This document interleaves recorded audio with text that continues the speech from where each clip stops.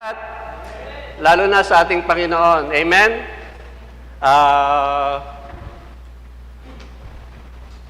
Salamat po. Maaari po ba tayong tumayo? Umupo ka agad, tumayo. Makibukas po kayo sa akin sa Ephesians chapter 3, verse 14 to 21. Magkaroon po tayo ng responsive reading. Kung sino pong may Bible, magkaroon po tayo ng responsive reading. Basahin ko po yung verse 14, kayo po sa verse 15. Tapos ako sa 16. At sa mga sumusunod na talata, salitan po tayo ng pagbasa. Amen po ba? Pag-iman sa mga tahanan ngayon, kung meron po kayong Bible, magkaroon po tayo ng responsive reading. At sa huli po, sa verse 21, sabay-sabay po tayong lahat. Amen po ba? Parang wala akong amen, ha? Amen? Babasahin ko po yung verse 14, kayo po sa verse 15. Amen? Tapos sa verse 16 ako po. Okay? Ito po yung responsive reading. Basahin po natin ito responsively. Sabi rito sa verse 14, Ephesians chapter 3, verse 14. For this reason, I kneel before the Father. Verse 15.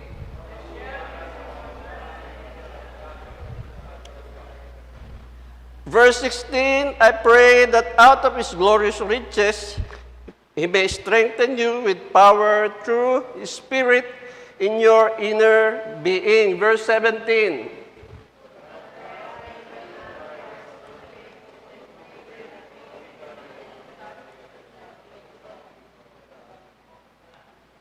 Verse 18, may have power together with all the Lord's holy people to grasp how wide and long and high and deep is the love of Christ. Verse 19.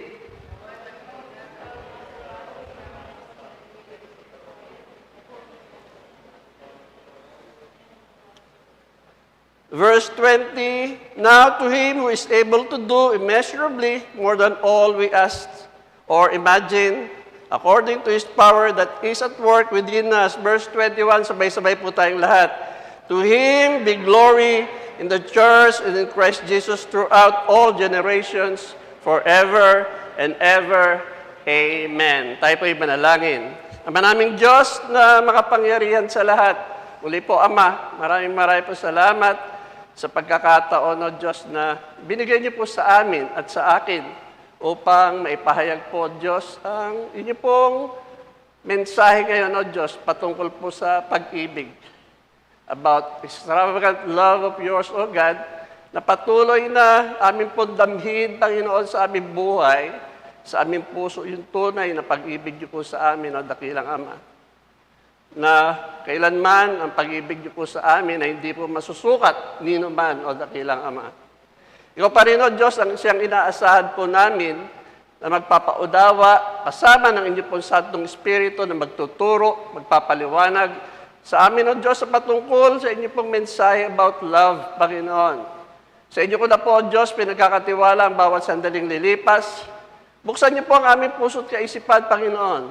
At tanggapin po namin na maluwag po sa aming puso, sa aming isipan, ang biyaya, pagpapala, at kapangyarihan ng inyong pong mga salita, O Diyos. Muli, Ama, sa inyo ko po, O Diyos, pinagkakatiwala ang bawat sandaling lilipas. Ito pong aking dalangin na may pagpupuri, pagpapasalamat sa tanging pangalan po lamang po ni Jesucristo. Lahat po tayo magsabi ng Amen. Amen. Mari na po tayo po. Ang title po ng ating mensahe is God's Immeasurable Love. Noong nakaraan, Extravagant Love ni Pastor Maidon. Nung isang linggo is Unfailing Love. Ngayon naman is God's Immeasurable Love. Alam niyo ba kung gaano ka laki, kahaba, kataas ang pag-ibig ng Diyos? Sino nakakaalam? Wala. Mamaya, tingnan natin. Ito po yung pabagat ng ating mensahe ngayon. Sa ating mundo, maraming kaparaanan kung paano masukat ang isang bagay. Kung gaano ito kahaba, kung gaano ito kalaki, kung gaano ito kalapad, kung gaano ito kanipis, kung gaano ito kabigat. Lahat ng bagay dito sa mundo ay may sukat. Amen? Kahit na nga yung mga tiles natin dyan, may mga sukat yan. Paggawa nito, ng building na ito, may sukat din. Lahat po ng bagay ay may sukat, may timbang, may bigat, may nipis, may liit. Ganyan, gumagawa ang tao rito sa mundo. Amen po ba? Lahat ay may sukat. Maraming iba't ibang bagay, kung paano rin naman, masusukat ang isang bagay. Maraming nagtatanong, gaano ba kalayo ang Earth sa buwan? Ang universe sa Earth? Iba, light years na, no? Hindi mo na mabilang, light years na kasi. Pero may mga termino tayo na ginagamit pagkasukatan na ang pinag-uusapan. Amen? Pagkasukatan ang pinag-uusapan, meron tayong mga termino, merong inches, merong feet, merong meter, merong diameter, lahat may panukat. Merong grams, merong kilos. Ang dami, may panukat lahat. Kaya hindi mo mabibilang nga yung mga panukat eh. Pero kaya natin bilangin. Pero itong pag-uusapan natin, hindi natin kayang bilangin yung pag-ibig ng Diyos. Amen? Mamaya, tungalayin po natin. Na kahit nga sa presyo ng mga bilihin, meron tayong mga tanong, magkano? No? Ilang kilo? Medium, small, large, extra large. Ganun yung mga panukat natin, di ba? Pagkabibili tayo. Pati nga yung temperatura natin, may panukat na eh. Pagkapapasok tayo sa malls, groceries, mga buildings, mga banks, may panukat na yung temperature. Amen? Sino nakapasok na ron? O hindi pinapasok? Pero bakit dito hindi pinapasok dahil mataas ang temperatura niya? Wala. Ayun, kunyari lang pala. Ganun yung no? Pagpasok natin, may panukat pa rin. Kahit na pagpasok natin, may tatlong face pa. Yung face natin, face mask, saka face shield. Kailangan, meron ka lahat ng yan. Kaya, lahat ng dito sa mundo ay may sukatan. Amen? Lahat na makikita mo, pati yung sukat ng layo niyan, malalaman natin, yung layo ng pinto, dito may mga sukat. Kasi ginawa ito para dito talaga, nakaplano. Amen? Kahit na sa pag-ibig, may panukat ang mga tao. Kung gaano mo ba kamahal ang iyong asawa? Gaano mo ba kamahal ang iyong anak? May mga tanong kung gaano. Pero sa ating mensahe ngayon, dahil ang tema natin ay extravagant love o labis-labis na pag-ibig, ay ang di masukat na pag-ibig ng Diyos. Amen? God's immeasurable love. Ayan po yung pabagat ng ating mensahe. Nabanggit natin kanina, binasa natin kanina, tingnan natin, sa ating mensahe, nabanggit ni Apostol Pablo yung tatlong persona. God the Father, God the Son, and God the Holy Spirit. Tatlong persona ng Diyos, no? Tatlong persona. Kaya kung babasahin natin yan, ay makikita natin kung gaano ba ang pag-ibig talaga ng Diyos sa atin. Sa mensaheng ito, buksan natin ang ating puso, ang ating isipan, yung talagang tanggapin natin yung pag-ibig na ito. Kaya nga, lahat ng kinakanta natin, puro pag-ibig, no? Love never fails, di ba? Lahat. Puro pag-ibig. Kasi ang tema natin ngayong buwan is extravagant love. Amen? Amen. God's immeasurable love should be acknowledged by these 4 measures. May 4 na panuntunan na kung paano natin mamimeasure yung pag-ibig ng Diyos. Pero sa totoo lang, hindi kayang sukatin ang pag-ibig ng Diyos. Amen? Hindi kaya sukatin. 1, buksan po natin yung 1. Sabi rito, our relational standing and understanding about the love of God. Yung as father and child relationship. Yung standing natin at understanding natin kung ano ba talaga yung pagmamahal ng Diyos sa atin. No. Tingnan natin sa verse 14. Tingnan natin yung binasa natin kanina. Sabi rito, for this reason, I kneel before the Father. Nung sinasabi ni Apostol Pablo na siya'y nanalangin sa Ama, meron siyang relasyon. Amen? Pagka sinabi mong Father, is meron kang relasyon dito. Na ikaw, bilang sinabi mong, I kneel before the Father, kahit naman tayo, kung tayo nananalangin Ama namin, meron tayong ugnayan, meron tayong relasyon sa ating Diyos. Amen? Amen po ba? Ayun yung stand natin. Anak tayo ng Diyos. Kailangan malaman natin ang stand natin, ang posisyon natin, pagkakaharap natin ng Diyos, pagka tayo nananalangin, anak tayo ng Diyos. Ama natin ang Diyos. Kaya nga sabi niya, I kneel before the Father. Ayun ang sabi ni Apostol Pablo. Alam niya, sa puso't isipan niya, siya ay anak ng Diyos. Amen? Anak siya ng Diyos. Nanalangin siyang may paggalang. Kailangan pala, pagka nananalangin tayo sa ating Amang nasa langit, pagka kinikilala natin siyang Father o Ama namin, kailangan may paggalang tayong manalangin. Amen? Hindi yung basta-basta lang. Nanalangin ka, salamat o Diyos, gano'n na lang. Na? Sa pagkain, salamat o Diyos, dapat may paggalang. Alam niyo ba kung bakit? Dahil siya yung Father God. Amen? Siya yung Ama namin, Ama natin. Siya yung Diyos natin, tayo ay kanyang anak. Kaya nga mag-stand tayo sa ating pananampalataya na tayo ay kanyang anak. Huwag niyong baliwalain yun. Kasi mag-stand ka sa posisyon mo. Ang posisyon mo, anak ka ng Diyos. Amen? Anak ka ng Diyos. Meron kang amang nasa langit. Kaya pagka nananalangin ka, Ama namin Diyos. Kaya nga sabi niya, I kneel before the Father. Lumuhod siya sa kanyang amang nasa langit na kinikilala ng Diyos nito. Kahit naman tayong mga Kristiyano, sinasabing believers ni Kristo, dapat alam natin kung sino tayo sa harapan ng Diyos. Huwag niyong baliwalain yung pagiging anak ng Diyos. Kaya kasi sinasabi, tawag lang sa atin mga Kristiyano. Tama? Tawag lang sa atin mga believers. Pero kung sa harapan ng Diyos na tayo, anak tayo ng Diyos. Ayun yung stand natin. Ayun yung understanding natin na tayo anak ng Diyos. Huwag niyong babaliwalain o huwag niyong isasapwera yung pagiging anak niyo ng Diyos. Kaya nga, maraming mga Kristiyano na bumabagsak na parang nakakalungkot na tumalikod o tawag sa English yun, nawala na rito, ang tawag? Nag-backslide.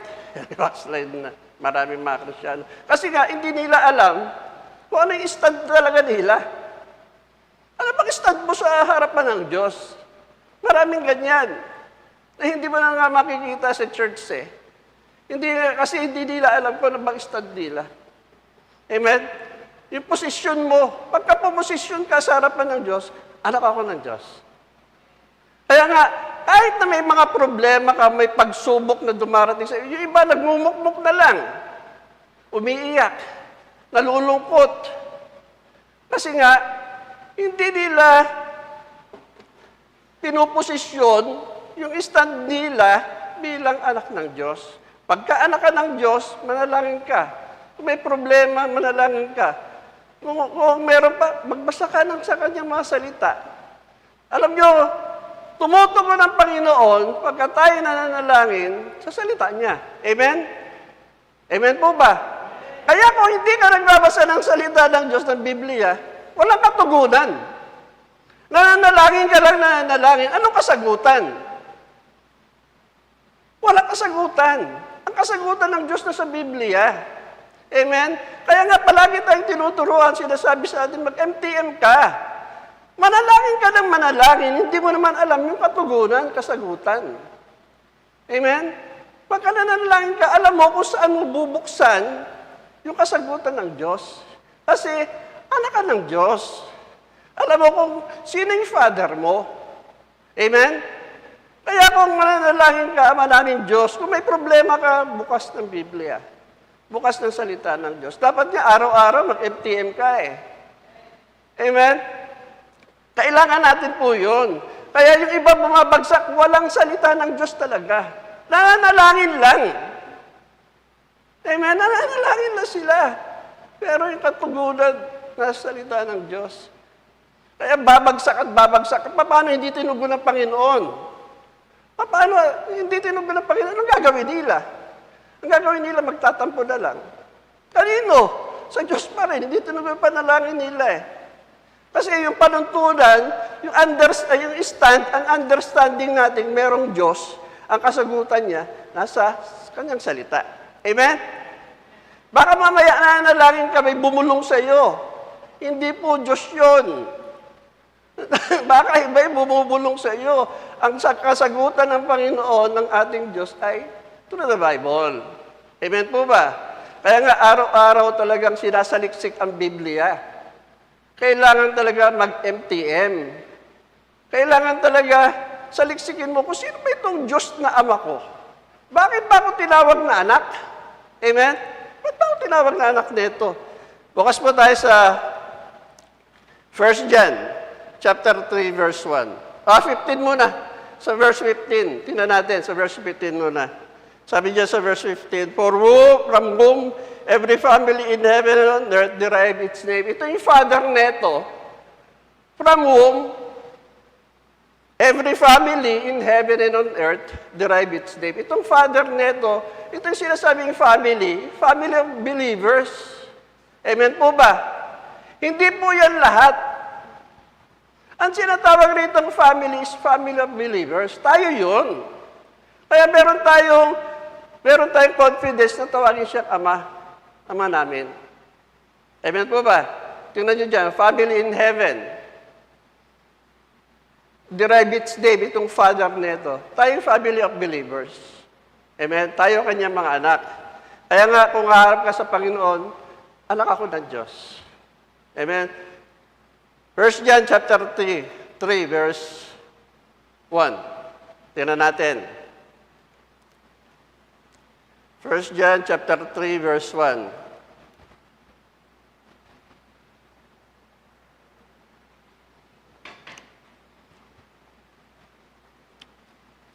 Tingnan po natin ha. Sabi rito, sabi niya, merong command, no? Merong command, sabi niya, what great love the Father has lavished on us, that we should be called children of God. And that is what we are. That is what we are. Tayo anak ng Diyos. The reason the world does not know us is that it did not know Him. Tingnan natin, no? What a great love the Father has lavished on us, that we should be called children of God. No? Tayo anak ng Diyos. Ganun yung pag-ibig ng Diyos sa atin. Tinawag tayong anak niya. Ayun yung isang pag-ibig na gusto iparating sa atin ng Diyos. Mahal tayo ng Diyos. Kasi nga, anak tayo ng Diyos. Sabi rito, that is what we are. Amen? Pagka sinabing, that is what we are, ayun tayo. Anak tayo ng Diyos. Walang pasubali. Sabi rito, walang pasubali na hindi kanya anak. Pagka ikaw, believer. Pagka ikaw, merong Kristo sa puso mo. Paano kung wala? Paano kung walang Kristo sa puso ang isang tao? Hindi siya anak. Amen po ba? Malinaw, no? Pagka ikaw, sinasabi yung great love ng Father, love is on us, that we should call children of God. Anak, yung tinanggap mo si Kristo bilang Panginoon mo, tagapagligtas, meron kang Kristo sa puso mo. Pero kung wala kang Kristo sa puso mo, hindi ka anak ng Diyos. Kasi malinaw naman dito eh. And that is what we are. Kaya nga, may mga Kristiyano hindi pa rin alam kung ano stand nila sa pagiging anak ng Diyos. Kaya nga, parang sa kanila, parang baliwala lang. Amen po ba? Kaya nga kung papansinin natin, anak talaga tayo ng Diyos. Hindi lang Kristiyano, hindi lang believer.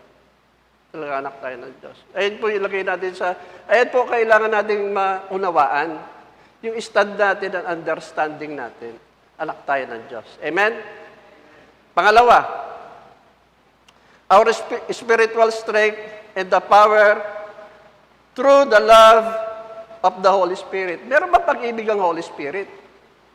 Tingnan natin ulit. Balikan natin yung verse, chapter 3, verse 16. No, verse 16. Sabi rito, Ephesians chapter 3, verse 16. I pray that out of His glorious riches, He may strengthen you with power through His Spirit in your inner being. No, ang Santong Espiritu nasa inner being natin. Nung tinanggap natin ang Panginoong Hesukristo bilang Panginoon natin, sabi nga ron, yun lamang tumanggap at nanampalataya sa Kanya, ay siyang binigyan ng karapatang maging anak ng Diyos. Sa John 1:12, tama po ba? Yun lamang tumanggap at nanampalataya sa Kanya, ibinigyan niya ng karapatang anak ng Diyos. Kaya kung meron kang Kristo sa puso mo, anak ka ng Diyos. Amen? Tingnan natin, meron ba pag-ibig ang Holy Spirit? Tingnan muna natin yung Ephesians chapter 1:13 para makita natin kung meron bang pag-ibig yung Santong Espiritu. Amen? Ano ba itong Santong Espiritu nito na nasa atin?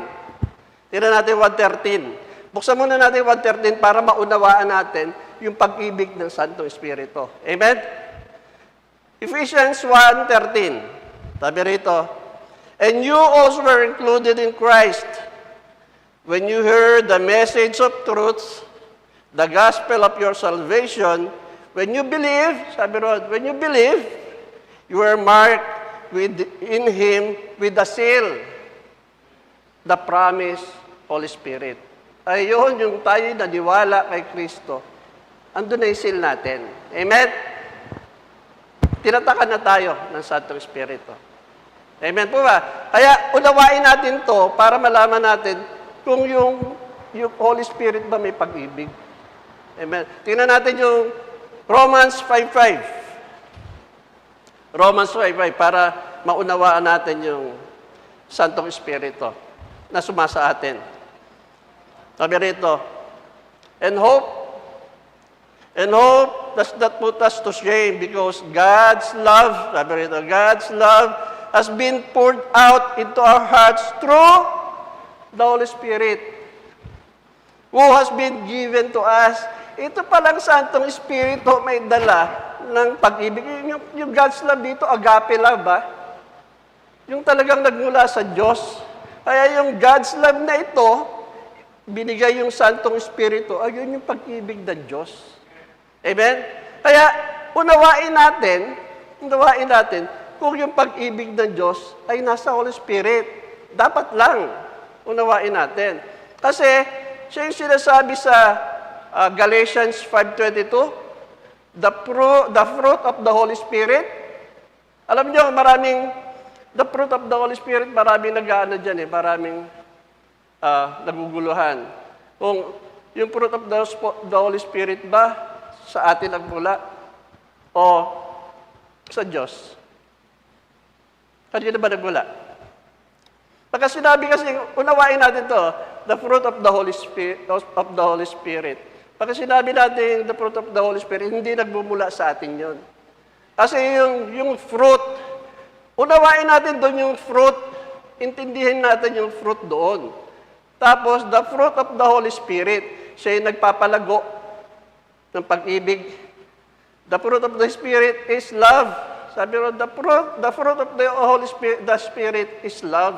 Kaya nga yung pag-ibig, hindi nagmumula sa atin. Yung pag-ibig pa rin nasa Holy Spirit. Ay siya nagpapalago ng pag-ibig natin. Kaya marunong tayo magmahal ng ating kapwa. Alam natin, kilala natin ang Diyos na dapat nating mahalin. Alam natin, naunawa natin kung sino ba itong Diyos natin. Kasi nga, itong Holy Spirit na ito, siya yung nagpapalago ng ating pag-ibig. Amen po ba? Amen? Siya po yung nagpapalago ng ating pag-ibig, hindi po tayo. Ginagamit lang ang Santong Espiritu para palaguin ang ating pag-ibig. Nararamdaman niyo ba yan? O hindi? Pagka hindi niyo nararamdaman, baka hindi nangungusap sa inyo yung Santong Espiritu. Na kung minsan pupunta ka sa isang lugar, gusto kong sharean to. Mahal ko kasi to yung taon to. Ngayon itong kaibigan kong to, ayoko mapahamak. Gusto ko maligtas din yung mga taong to. Amen po ba? Ganun dapat tayo, marunong tayo magmahal. Hindi yung, doon ka lang sa isang tabi, okay na ako. Total, mahal naman ako ng Diyos Yung pagmamahal na yan, dapat nag-uumapaw sa atin. Nangungusap ang Santong Espiritu, punta ka ron. Sharean mo yun. Kasi, mahal ko yun Kung mahal ko yun, mahal din natin dapat yung taong yun. Amen? Kaya nga, yung pagmamahal na ito ng Santong Espiritu, nagpapalago sa ating pagmamahal. Amen? Okay. Sana ba tayo? Galatians 5:22. Sabi nga sa 1 Corinthians 3:4-8, tingnan natin yung 1 Corinthians 3:4-8, no? Andun yung characteristic of love. Pero yung love doon, God's love, agape love. Amen po ba? Hindi yung sa atin pa rin nagbubula. Ang sinasabing love doon, yung, tingnan natin sa 1 Corinthians chapter 13, verse 4-8. Para maunawaan natin kung ano yung pag-ibig ng Diyos, yung hindi siya ma-measure. Amen po ba? Tignan natin yung pag-ibig ng Diyos. Sabi sa verse 4, 1 Corinthians 13, verse 4-8, sabi love is patient, love is kind, it does not envy, it does not boast, it is not proud, it does not dishonor others, it is not self-seeking, it is not easily angered, it keeps no record of wrong, love does not delight in evil, but rejoices with the truth, it always protects, always trusts, always hopes, always perseveres. Love never fails. Ayun yung pinakilanta natin kanina. Love never fails. Ayun yung 16 na karakteristik ng love ng Diyos sa atin. Kaya nga, hindi mo mabibilang talaga kung ilan yung pag-ibig. Sabi nga ni Kuya Ed Spinelli, sabi niya 500 yung word ng love sa Bible. Pero sa iba't ibang Bible kasi merong 400 yung love na binanggit doon yung love. Merong 500, merong 600, merong 700. Kung ano yung gamit mong version ng Bible. Kaya makikita mo yung love kung ilan doon yung mga love. Amen? Kaya nga, pero ang ating Diyos talaga, pagka nagmahal, hindi mo siya ma-measure. Hindi masusukat, no? Balik tayo sa teksto natin, sa pangatlo natin. Sa Ephesians, balik po tayo sa Ephesians. Chapter 3.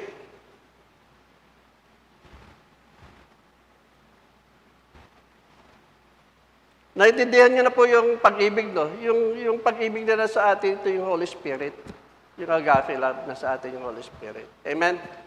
Ito. Pangatlo po, our foundational being rooted and established through the love of Christ. In obedience with His Word. Ayan yung ayan nilagay ko rito. Our foundational being rooted, established through the love of Christ. Verse 17 and 18. Balikan po natin ang chapter 3, verse 17 and 18. Sabi rito, tingnan nyo so that Christ may dwell in your hearts through faith, and I pray that you being rooted and established in love, may have power together with all the Lord's holy people to grasp how wide and long and high and deep is the love of Christ. So, hindi nilagay dyan kung hanggang sa kung ito gaano kalaki, hindi sinabi. Kasi wala talagang hanggan yung pag-ibig ng Diyos. Hindi mo malaman kung gaano kataas, gaano kalalim, gaano kalawak, gaano kalapad ang pag-ibig ng Diyos sa atin. Kaya hindi natin ma-measure yung pag-ibig ng Diyos. Kasi tinutukoy naman talaga rito, how high, how wide, How deep, how long, how sweet, meron pa nga eh. How sweet, how strong is the love of God to us. No. Ganun ang magmahal ang ating Diyos. Hindi mo masasayod. Hindi mo mabibilang ang pag-ibig ng Diyos. Paano ba makikita o mapapatunayan natin na ang pag-ibig ng Diyos na di masusukat ay nasa atin? Paano ba natin malalaman? May nakakalam ba? Paano natin masusukat yung pag-ibig ng Diyos na nasa atin? Wala. Kasi nga hindi siya ma-measure, no? Tingnan natin sa John 14. Tingnan natin si John 14, chapter 21 to 24. Tingnan natin.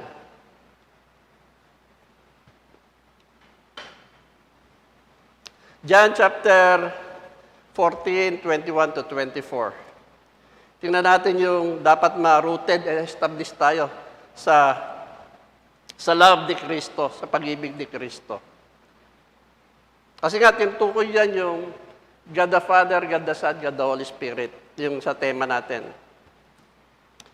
14, 21 to 24. Sabi dyan, wala. Tingnan natin kung paano natin makikita yung pag-ibig ng Diyos na sa atin. No? Paano natin mapapatunayan? Napapatunayan ba talaga na may pag-ibig ng Diyos sa atin? Dapat mapatunayan natin. 14, 21 to 24. Sabi dyan, whoever has my commands, tingnan mo whoever has my commands and keeps them is the one who loves me. Whoever who keeps His commands is the one who loves me. Sabi dyan, the one who loves me will be loved by my Father. And I too will love them and show myself to them. No, and show myself to them. Sabi ni Judas, sabi rito, then Judas, not Judas Iscariot, said, but Lord, why do you intend to show yourself to us, not to the world? Kasi nga, hindi talaga intend sila lang talaga yung mga believers ni Kristo noon. Tingnan natin, 23, sabi dyan. Jesus replied, anyone who loves me will obey my teaching. My Father will love them and will come to them and make our home with them. Ito yung pag-ibig ng Diyos. Kung ang pag-ibig ng Diyos ay nakay Kristo at tayo ay sumusunod sa salita ni Kristo, ang Father, gagawa sila ng tahanan sa ating buhay. Na tayo yung tahanan. Sabi nga, tayo yung templo ng Diyos. Yung pag-ibig nila ay nasa atin, kasama ng Santong Espiritu. Kaya nga, yung pag-ibig na yan, hindi mo masasayod, hindi mo mabibilang. Kasi nga, yung Santong Espiritu nasa iyo, yung si Kristo nasa iyo, yung Father nasa iyo, gagawa siya ng tahanan ng pag-ibig para sa iyo. Amen? Palakpakan natin ang Diyos. Ganun ang pag-ibig ng Diyos sa atin. Gusto niya, gumawa ng tahanan na may dala ng pag-ibig, itong Diyos na ito sa atin. Ayaw niya na mabaliwala yung pag-ibig niya. Gusto niya, makilala ka at sumunod ka sa kanyang mga salita. Kaya nga, ang masusukat natin na tayo may pag-ibig ng Diyos, o iniibig tayo ng Diyos at iniibig din natin ng Diyos, kung tayo sumusunod sa kanyang mga salita. Amen? Malinaw naman dito, whoever has my commands and keeps them is the one who loves me. May pagsunod. Kailangan pala, kung mahal mo ang Diyos, mahal mo itong Kristong to, at nasa iyong Santong Espiritu, dapat sumunod ka sa kanyang salita. At makikita sa iyo yung tunay na pag-ibig ng Diyos. Amen po ba? Kaya nga, kung hindi tayo nagbabasa ng salita ng Diyos, paano makikita at susunod ka sa salita ng Diyos, hindi mo naman alam kung ano yung sinusunod mo. Tama po ba? Kaya nga kailangan talaga, pagka ikaw gusto mo yung makita yung pag-ibig ng Diyos sa iyo, dapat sumusunod ka sa kanyang salita. Kaya nga kung wala kang salita ng Diyos, hindi mo mahal ang Diyos. Tama po ba? Mahal mo lang ang Diyos pagka may kailangan ka. Pero kung ikaw, nagbabasa ng salita ng Diyos at sumusunod ka, nakikita sa yung pagmamahal. Pagmamahal mo sa Diyos. Amen po ba? Ayun, doon makikita, masusukat yung pag-ibig natin sa Diyos kung tayo ay sumusunod sa Kanyang salita. Wala na pong iba. Kaya nga kung wala kang salita ng Diyos, ano ngayon? Ano ngayon sa harapan mo kung sino ka? Talaga bang iniibig mo itong Diyos na nagligtas sa iyo doon sa krus ng Kalbaryo, na bayubay sa krus ng Kalbaryo para ibigay ang Kanyang buhay dahil mahal na mahal ka ng Diyos? Tapos ikaw ito, na gustong patatagin ng Diyos, magkaroon ng pundasyon, magkaroon ng may establish at rooted yung pag-ibig niya sa iyo, ay hindi nakikita sa iyo. Amen po ba? Ganon gusto ng Diyos na ibigay sa atin yung pag-ibig niya. Rooted and established. Kailangan talaga nag-uugat ang pag-ibig niya.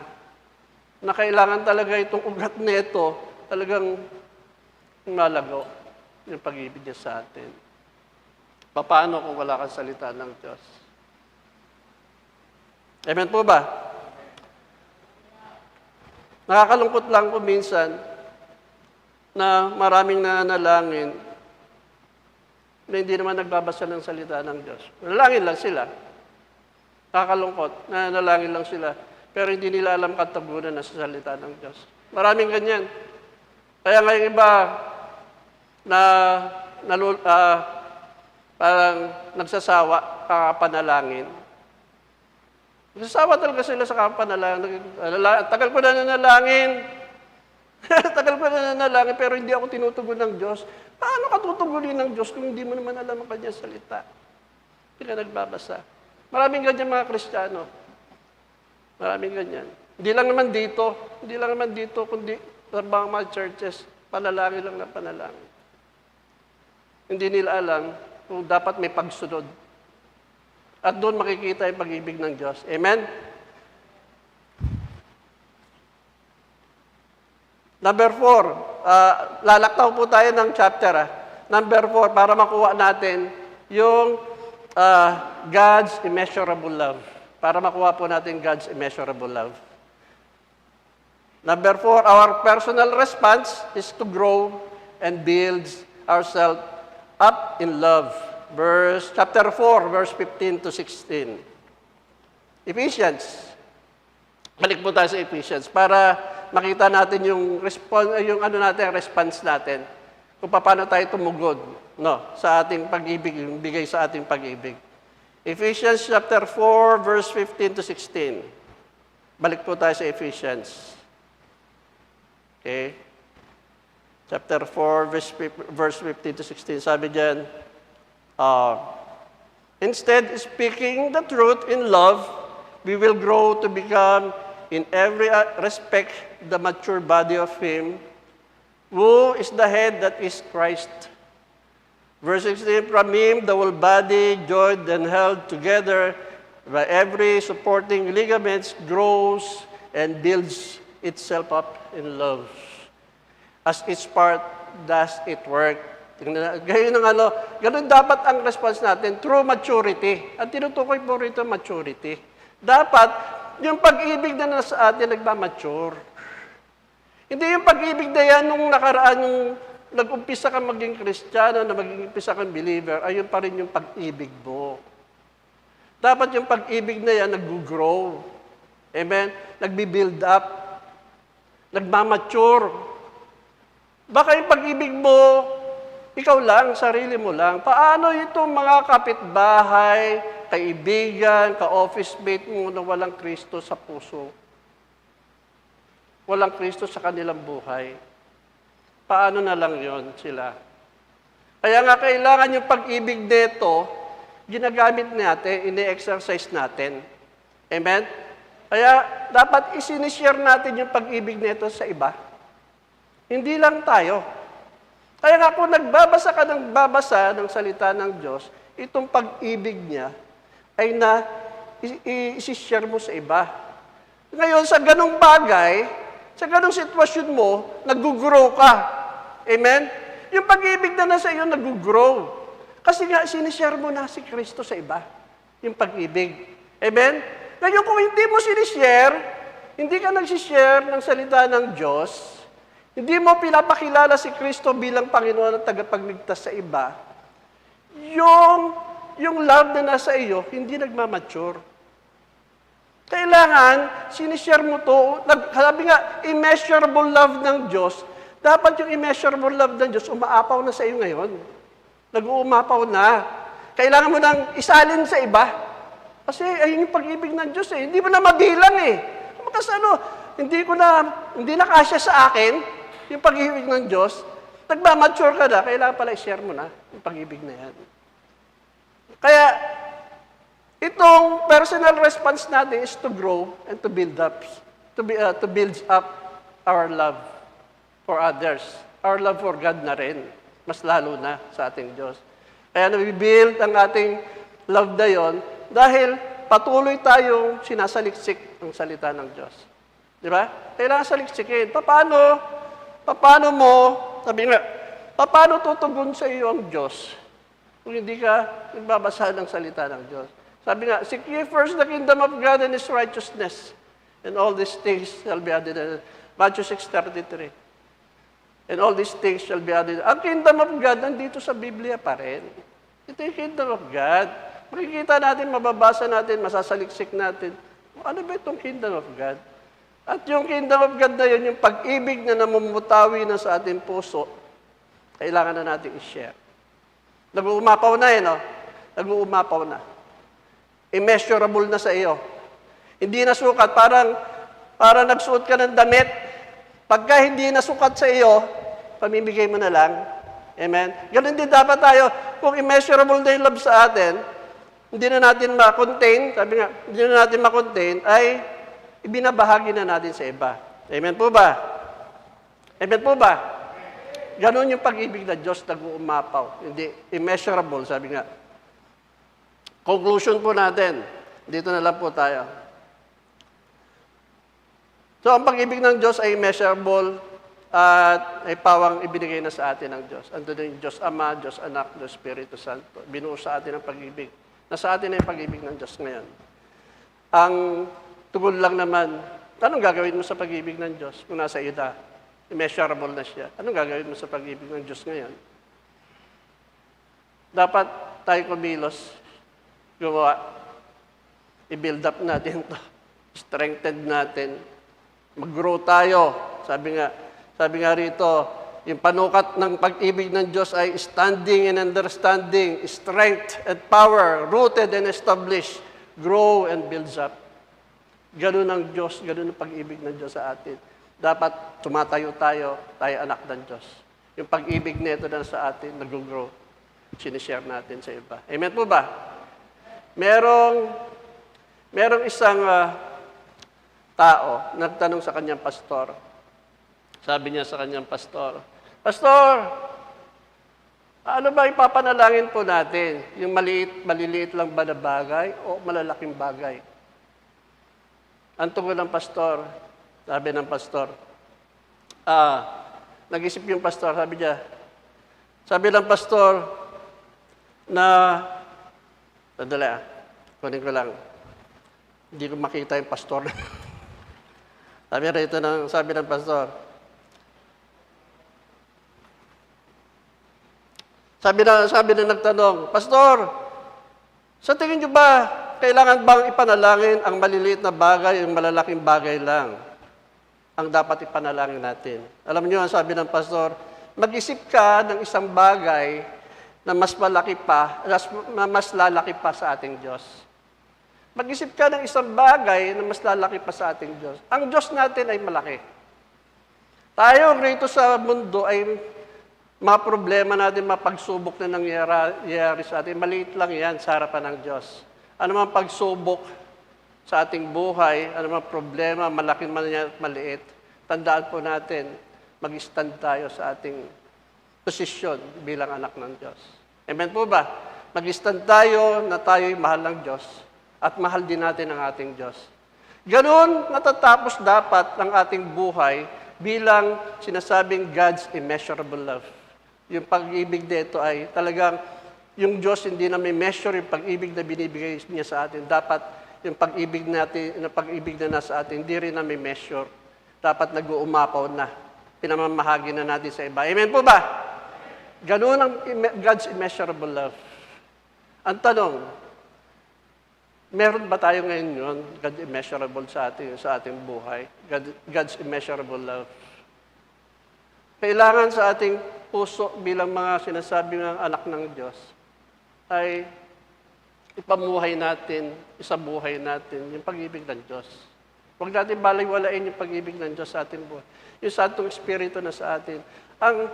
Ang Kristo na nananahan sa atin, ang Diyos amang nananahan sa atin, lahat na nga binigay na sa atin sabi nga, ano pang may bibigay ng Diyos para sa atin?